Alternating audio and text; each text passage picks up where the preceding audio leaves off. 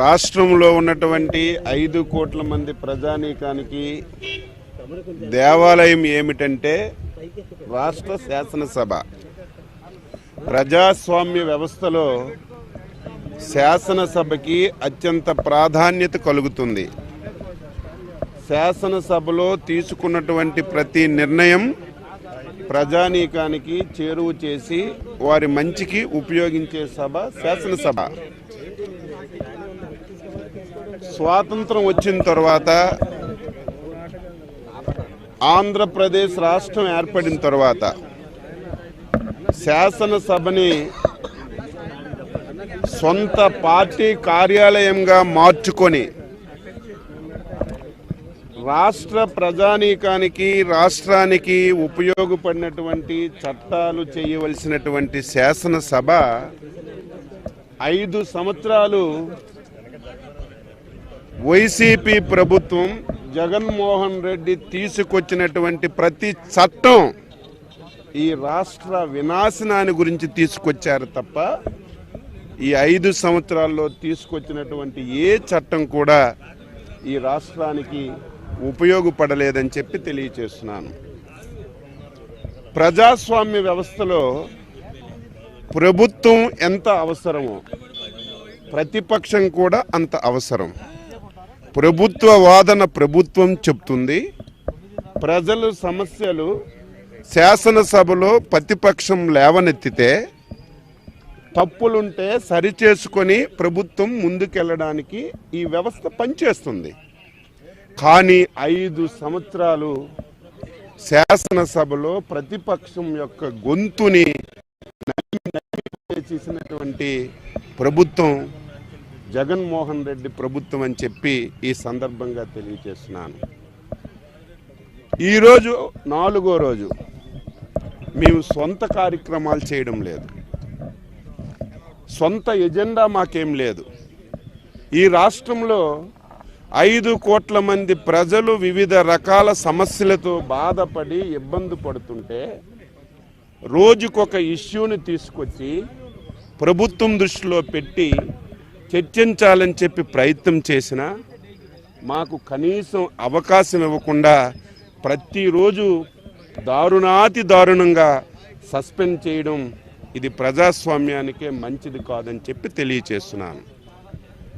ఈరోజు కూడా ప్రధానమైనటువంటి అంశాలు సగభాగం ఉన్నటువంటి యువత, సగభాగం ఉన్నటువంటి మహిళలు అనేకమైనటువంటి సమస్యలతో ఇబ్బంది పడుతున్నారు.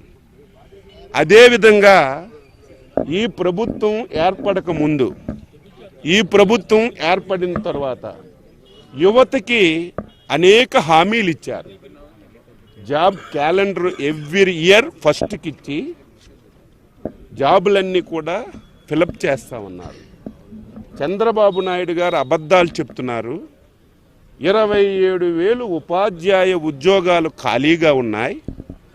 మేము అధికారంలోకి వస్తే మెగా డిఎస్సి చేస్తానని చెప్పి 5 సంవత్సరాలు గాఢ నిద్రలోకి వెళ్ళి ఈరోజు వెంటిలేటర్ మీద ఉన్నటువంటి ప్రభుత్వం 6,000 ఉద్యోగాలకి నోటిఫికేషన్ చేసి యువతకి మోసం చేసిన విషయం, మహిళలపై దాడులు, అణగారిన వర్గాలు, హరిజన గిరిజన బడుగు బలహీన వర్గాల మీద ఈ ప్రభుత్వం చేస్తున్నటువంటి దమన కాండని ఈరోజు శాసనసభలో వాయిదా తీర్మానం రూపంలో ఇచ్చి మేము చర్చించాలని చెప్పి పట్టుబడతాం. తరువాత ఒక నిర్ణయం తీసుకున్నాం. ఈ రాష్ట్రానికి పట్టినటువంటి శని, ఈ రాష్ట్రానికి పట్టినటువంటి దరిద్రం ఈ రోజుతో వదిలిపోతుంది. నేను మొదటే చెప్పాను, శాసనసభ ప్రజలకి అవసరమైనటువంటి చట్టాలు చేయాలి, ఈ రాష్ట్రానికి ఉపయోగపడినటువంటి చట్టాలు చేయాలి. ఏ చట్టం తీసుకున్నా జగన్మోహన్ రెడ్డి చేసినటువంటి చట్టం ఈ రాష్ట్ర వినాశనానికే తీసుకున్నాడు. అమరావతి శాసనసభ సాక్షిగా అందరూ ఒప్పుకున్నటువంటి అమరావతిని సర్వనాశనం చేసే చట్టం ఈ శాసనసభలో చేశారు. పోలవరాన్ని రివర్స్ టెండరింగ్ అని చట్టం చేసి పోలవరాన్ని ఈ రాష్ట్రంలో ఉన్నటువంటి ఇరిగేషన్ ప్రాజెక్టులన్నింటినీ కూడా నాశనం చేశాడు. ఈ రాష్ట్రాన్ని అప్పుల ఊబిలోకి నెట్టాడు. ఈ రాష్ట్రంలో ఏ చట్టాన్ని తీసుకొచ్చినా సరే ఆ చట్టం ఈ రాష్ట్ర ప్రజలకి గుదిబండగా మారినటువంటి చట్టాలు చేశారు. అందుకే ఈ 5 సంవత్సరాల్లో ప్రజల వినాశనానికి తీసుకున్నటువంటి చట్టాలన్నీ కూడా ఒక బుక్లెట్ చేశాం. మేము శాసనసభ నుంచి బయటకు వచ్చి ఆ చట్టాలన్నీ మంటల్లో కాల్చి ఈ రాష్ట్రానికి పట్టినటువంటి శని ఈ రోజుతో వదిలిపోతుంది. ఇంకా 60 రోజుల్లో ఈ కౌరవ సభని చంద్రబాబు నాయకత్వంలో ప్రభుత్వాన్ని ఏర్పాటు చేసి కౌరవ సభగా మార్చి మళ్ళీ ప్రజాపాలన రామరాజ్యం ఈ రాష్ట్రంలో తీసుకొస్తామని ప్రజలకి ఈరోజు తెలియచేస్తూ ఈరోజు ఆ చట్టాలన్నీ కూడా శాసనసభ ఎదురుగా దహనం చేసి శాసనసభకు దండం పెట్టి ఈ ప్రభుత్వానికి శంబర గీతం పాడుతామని చెప్పి తెలియచేస్తున్నారు.